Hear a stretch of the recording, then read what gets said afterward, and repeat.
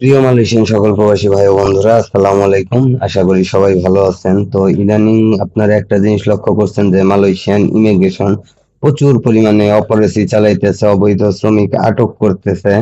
তো ভিডিওর প্রথমেই যে ভিডিওটা দেখলেন আপনারা, ওটা আজকে ব্ল্যাকনজায়ের ঘটনা। এখানে প্রায় 2 শতাধিক অবৈধ প্রবাসীকে আটক করা হয়েছে, যার বেশিরভাগই বাংলাদেশি।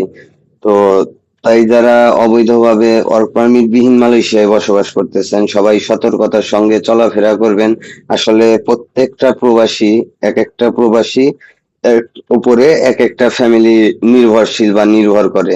তাই সকল প্রবাসী, অবৈধ প্রবাসীর কাছে আন্তরিকভাবে অনুরোধ করতেছি যে সবাই আসলে অতিরিক্ত দরকার না হইলে রুমের বাইরে বের হবেন না, বা কাজ ছাড়া অযথা এদিকে এদিকে ওদিক ঘোরাফেরা করবেন না। বিশেষ করে আপনার জোহর বারুতে, তারপরে শাহ আলমে, কেলের ভিতরে, তারপর পুত্রজায়াতে, তারপরে বুকিত বিনতাঙে, আসলে এই জায়গাগুলাই সবচাইতে বেশি অপারেসি চলে।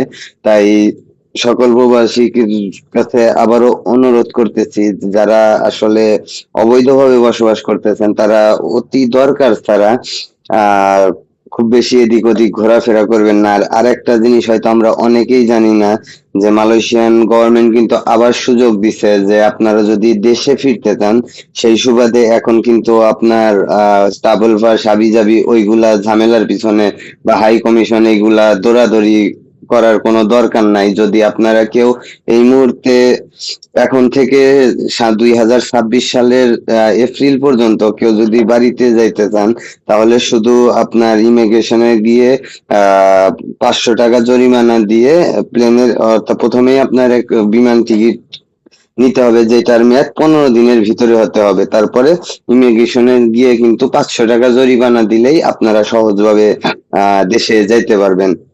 তো তাই ভিডিও শেষে আপনাদেরকে আবারও অনুরোধ করতেছি যে সবাই সাবধানে চলাফেরা করবেন, যথেষ্ট সতর্কতার সঙ্গে থাকার চেষ্টা করবেন, এবং আপনাদের যারা পরিচিত ভাই ব্রাদার তাদেরকেও সাবধান করে দিবেন। তো সবাই ভালো থাকবেন, সুস্থ থাকবেন, সেই প্রত্যাশাই করি। আজকের মতো বিদায় নিতেছি। আসসালামু আলাইকুম।